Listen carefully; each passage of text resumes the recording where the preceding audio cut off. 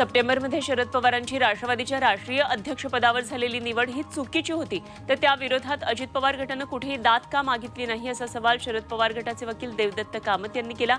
पवारांच्या नॉमिनेशन फॉर्मवर अजित पवारांची सही असूनही ते निवडणुकीला हजर असल्याचं त्यांनी निवडणूक आयोगाला सांगितलं। आमदार अपात्रता प्रकरणात ठाकरे गटाची उलट तपासणी आज पूर्ण होणार आहे। डिसेंबरच्या पहिल्या आठवड्यामध्ये शिंदे गटाची उलट तपासणी होणार आहे। 11 ते 20 डिसेंबर दरम्यान अंतिम सुनावणी होईल आणि हिवाळी अधिवेशन संपल्यानंतर नागपूरमध्ये 21 आणि 22 डिसेंबरला सुनावणीसाठी अधिकचे 2 दिवस दिले जाणार आहेत। सुप्रीम कोर्ट निर्देशानुसार डिसेंबर अखेरपर्यंत सुनावणी संपणं हे बंधनकारक आहे। उद्धव ठाकरेंनी मुख्यमंत्र्यांवर केलेल्या टीकेला मुख्यमंत्री शिंदेंनी प्रत्युत्तर दिले। काही जण बाळासाहेबांची संस्कृती विचार विसरलेत, घरात बसून राहणाऱ्यांनी शिकवू नये असं म्हणून शिंदेंनी ठाकरेंवर निशाणा साधलाय। ठाकरे गटाचे माजी महापौर दत्ता दळवी यांच्या गाड्यांची अज्ञातांनी तोडफोड केली। शिंदे गटामध्ये संघर्ष पेटण्याची त्यामुळे आता चिन्ह आहेत। दत्ता दळवींनी मुख्यमंत्री शिंदेंवर असभ्य भाषेत टीका केली होती आणि त्यामुळे त्यांना अटक करण्यात आली, तर आजपर्यंत दळवींना जामीन मिळाला नाही, तर रास्ता रोको करण्याचा इशारा ठाकरे गटानं दिलाय। ठाकरे गटाच्या आमदारांची मातोश्रीवर एक बैठक झाली। या बैठकीमध्ये अवकाळी पाऊस, मराठा, ओबीसी आरक्षण या मुद्द्यांवर सरकारला घेरण्याची रणनीती आखण्यात आली आहे। दरम्यान दत्ता दळवींचा गंभीर विषय असतानाही या बैठकीला अनेक आमदारांनी दांडी मारली, त्यामुळे आश्चर्य व्यक्त होते। सांगलीतल्या सभेमध्ये टिपू सुलतानच्या फोटोला वंचित बहुजन आघाडीचे अध्यक्ष प्रकाश आंबेडकर यांनी हार घातला। यावेळी आंबेडकरांनी थेट पोलीस दलालाच आव्हान दिलं, सरकार दर 5 वर्षांनी बदलतं आणि आम्ही सत्तेत आल्याशिवाय राहणार नाही असा इशारा त्यांनी पोलिसांना दिला। ड्रग्ज प्रकरणातले धक्कादायक खुलासे करणारं निनावी पत्र ठाकरे गटाच्या नेत्या सुषमा अंधारेंना मिळालंय। धक्कादायक बाब म्हणजे ललित पाटील प्रकरणातला पोलीस अधिकारी, कर्मचारी आणि काही लोकप्रतिनिधींची नावं या पत्रामध्ये आहेत, तर ड्रग्ज प्रकरणातले हप्ते कोणाला जात होते याचाही या पत्रामध्ये उल्लेख आहे। नाशिकचे अद्वै हिरे यांच्या पाठोपाठ त्यांचे मोठे बंधू अपूर्व हिरे यांच्यावर फसवणुकीचा गुन्हा दाखल करण्यात आलाय। संस्थेत नोकरीला लावण्याचा आमिष दाखवत 10 लाखांची फसवणूक केल्याचा अपूर्व हिरेंवर आरोप आहे आणि या प्रकरणात त्यांच्यासह 3 कर्मचाऱ्यांवर फसवणुकीचा गुन्हा दाखल झालाय। अपूर्व हे माजी आमदार आहेत आणि ते अजित पवार गटामध्ये आहेत। एमएसआरडीसीच्या एमडी पदावरून राधेश्याम मोपलवरांना आता हटवण्यात आले। त्यांच्या जागी अनिल गायकवाड यांची तात्पुरती नियुक्ती करण्यात आली आहे। मोपलवरांना 2018 पासून 7 वेळा मुदतवाढ मिळाली होती आणि यावरून आश्चर्य व्यक्त होत होतं। एखाद्या अधिकाऱ्याला इतकी वर्ष एकाच पदावर कसं ठेवलं असा सवाल माजी मुख्यमंत्री पृथ्वीराज चव्हाण यांनी केला आहे। मनोज जरांगे विरुद्ध छगन भुजबळ असा संघर्ष पेटलेला असताना मुख्यमंत्री आणि उपमुख्यमंत्र्यांनी छगन भुजबळांना अप्रत्यक्षपणे तंबी दिली आहे। आरक्षणावरून वातावरण चिघेल अशी प्रक्षोभक भाषणं करू नयेत अशा सूचना मुख्यमंत्री आणि उपमुख्यमंत्र्यांनी दिल्यात। दरम्यान आपल्याला कुणी तंबी दिली नाही असं भुजबळांनी स्पष्ट केलंय। एकीकडे मंत्रिमंडळ बैठकीमध्ये मुख्यमंत्री उपमुख्यमंत्र्यांनी छगन भुजबळांना तंबी दिल्याची चर्चा असताना दुसरीकडे भुजबळांची आणि सरकारची भूमिका ही एकच असल्याचं मुख्यमंत्र्यांनी कॅबिनेटच्या बैठकीनंतर स्पष्ट केलं। मुख्यमंत्र्यांच्या या वेगवेगळ्या भूमिकांमुळे मराठा आणि ओबीसी समाजात संभ्रम निर्माण होण्याची शक्यता आहे। आम्हाला ओबीसीमधून आरक्षण हवंय, आमच्याशी दगाफटका कराल तर जड जाईल असा इशारा जालन्यामध्ये जरांगे पाटील यांनी दिला। मराठा समाजाला वेगळं आरक्षण दिलं जाईल असं मुख्यमंत्री एकनाथ शिंदे यांनी म्हटलं होतं आणि त्यावर जरांगे पाटलांनी हे उत्तर दिले। जालन्याच्या सभेतून भुजबळांना उत्तर नाही, उत्तर देण्याएवढे भुजबळ मोठे नाहीत अशी टीका मनोज जरांगे यांनी केली। भुजबळ 2 जातीत तेढ निर्माण करतात असा आरोप मनोज जरांगेंनी केला। मुख्यमंत्र्यांवर आपला पूर्ण विश्वास असल्याचं जरांगे म्हणाले।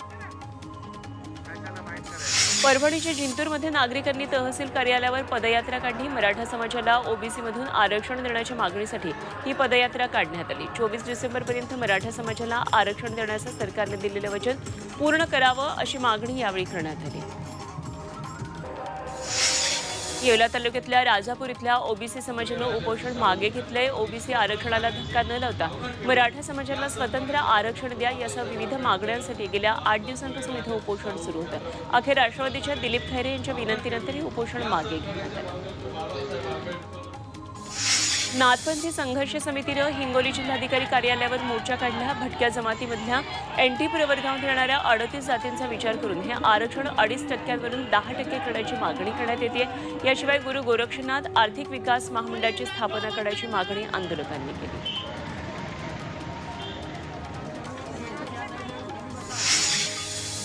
आणि पुढे महत्त्वाची बातमी, विधान परिषद सभापती पदासाठीची निवडणूक आता लांबणीवर पडली आहे। विधान परिषदेच्या सध्या 22 जागा या रिक्त आहेत आणि यामध्ये राज्यपाल नियुक्त 12 जागांचाही समावेश आहे। राज्यपाल नियुक्त 12 आमदारांच्या नियुक्त्याही रखडलेल्या आहेत आणि ही रिक्त पदं भरल्यानंतरच निवडणूक घेण्याचं ठरवण्यात आलंय। काल झालेल्या कामकाज सल्लागार समितीच्या बैठकीमध्ये अजित पवारांनी हे स्पष्ट केलंय, तर उपसभापती डॉक्टर नीलम गोऱ्हे यांच्या विरोधात अपात्रतेची कारवाई होऊ शकत नसल्याचं उपमुख्यमंत्री देवेंद्र फडणवीस यांनी या बैठकीमध्ये स्पष्ट केलं।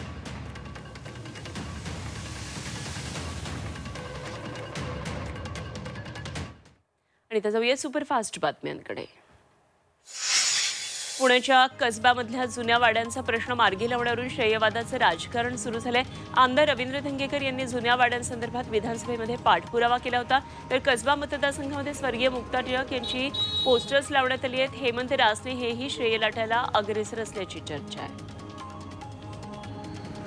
रत्नागिरी लोकसभा निवडणूक लढणार नसल्याचं निलेश राणे यांनी स्पष्ट केलंय। सोशल मीडियावर पोस्ट करत त्यांनी हे स्पष्टीकरण दिलंय। सध्या कुडाळ मालवण विधानसभा मतदारसंघात पक्षाचं काम करतोय आणि तिथेच काम करत राहणार असं त्यांनी या पोस्टमध्ये म्हटलंय।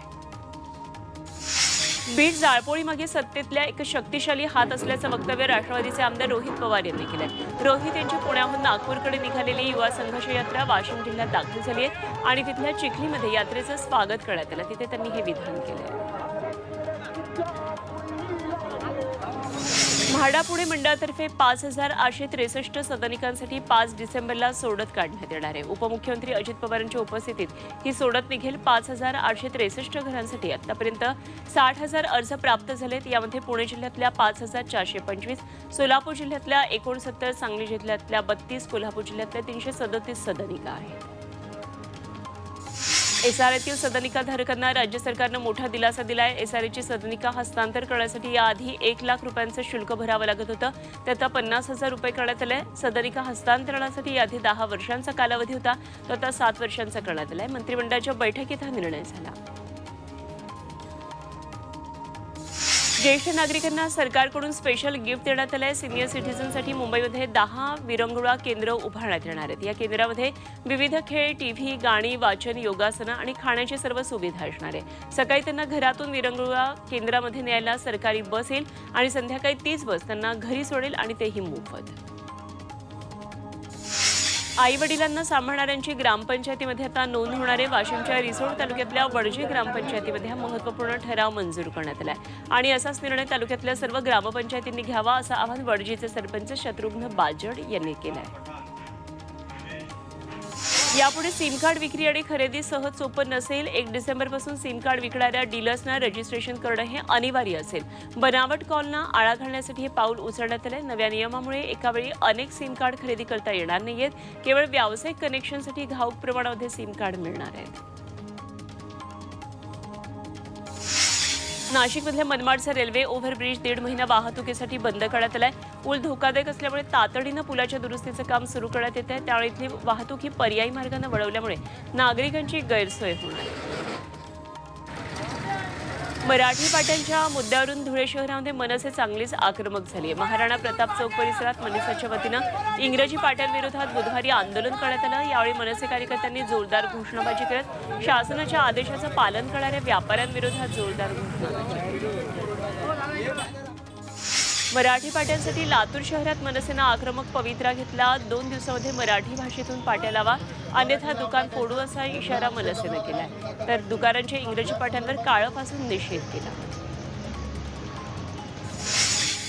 दुग्ध विकास मंत्री राधाकृष्ण विखे पाटील यांच्या फोनवरच्या चर्चेनंतर अजित नवलेंनी दूध दराबाबतचं आपलं आमरण उपोषण मागे घेतलं आणि गेल्या 7 दिवसांपासून त्यांचे उपोषण सुरू होतं। दरम्यान बैठका घेण्याचा फार्स करण्यापेक्षा तातडीनं शेतकऱ्यांना दुधाला प्रति लिटर 5 ते 10 रुपये अनुदान देण्याची मागणी यावेळी उपोषणकर्ते अजित नवलेंनी केली।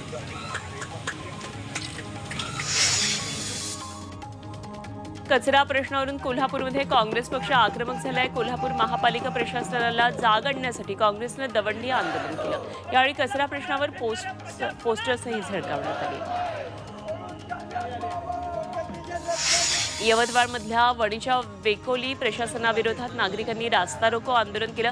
उत्खननानंतरची कोळसा खाणीतली माती ही गावाच्या चहूबाजूनी वेढली आणि ती माती रस्त्यावर आल्यानं वाहतुकीला अडथळा होतो. याबाबत वारंवार तक्रारी करूनही प्रशासनानं त्याकडे दुर्लक्ष केल्याचा स्थानिकांचा आरोप आहे. ठाकरे गटाच्या कार्यकर्त्यांनी रास्ता रोको करत वाशिम अमरावती मार्ग रोखून धरला. वाशिमच्या कामरगावमध्ये वीज पुरवठा वारंवार खंडित होत असल्यानं नागरिक त्रस्त आहेत आणि त्यातून हे आंदोलन करण्यात आलं. त्यावेळी काही काळ या मार्गाची वाहतूक प्रभावित झाली होती.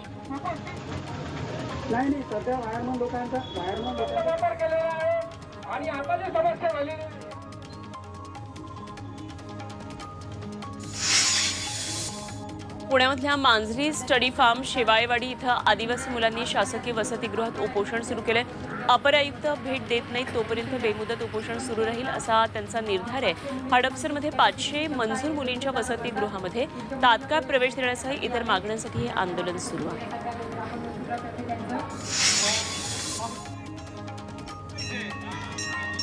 सातारा जिल्हाधिकाऱ्यांच्या कार्यालयासमोर आरपीआय आठवले गटाकडून घंटानाद आंदोलन करण्यात आलं. नगरपालिकेच्या अंतर्गत विविध विभागांमध्ये कंत्राटी पद्धतीनं काम करणाऱ्या कर्मचाऱ्यांची पगारवाढ आणि दिवाळी बोनस न मिळाल्यानं हे आंदोलन करण्यात आलं. सोलापूरमध्ये नाल्यामध्ये वाहून गेलेल्या मुलाचा मृतदेह स्वीकारण्यास नातेवाईकांनी विरोध केला. दुचाकीवरून जाताना पाण्याच्या प्रवाहाचा अंदाज न आल्यानं नाल्यामध्ये बुडून युवकाचा मृत्यू झाला. याला महापालिका अधिकारी दोषी असल्याचा आरोप कुटुंबियांनी केला. त्यावेळी शवविच्छेदन गृहाच्या बाहेर नातेवाईकांनी ठिय्या आंदोलन केलं.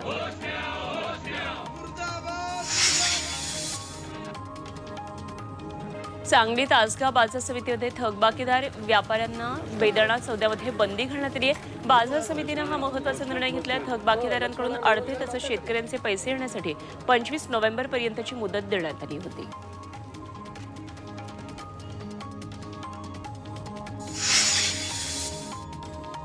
नाशिकच्या सातपूर भागातल्या शेतमळे परिसरात गेल्या 2 महिन्यांपासून बिबट्याचा मुक्त संचार सुरू आहे. त्यामुळे नागरिकांमध्ये भीतीचं वातावरण आहे. बिबट्याचा वावर हा सीसीटीव्ही कॅमेऱ्यात चित्रित झालाय. वन विभागानं तातडीनं बिबट्याला पकडावं अशी मागणी ग्रामस्थ करतात. सिंधुदुर्गातल्या फोंडाघाट इथं एक साप चक्क बियरच्या टीनमध्ये अडकलेला आढळून आला आणि टीनमध्ये तोंड अडकलेल्या अवस्थेतच तो परिसरामध्ये फिरत होता. याची माहिती तात्काळ फोंडाघाटच्या हेल्प अकॅडमी या सामाजिक संस्थेला देण्यात आली. त्यानंतर रात्री त्याची टीनमधून सुटका करून त्याला नैसर्गिक अधिवासात सोडण्यात आलं.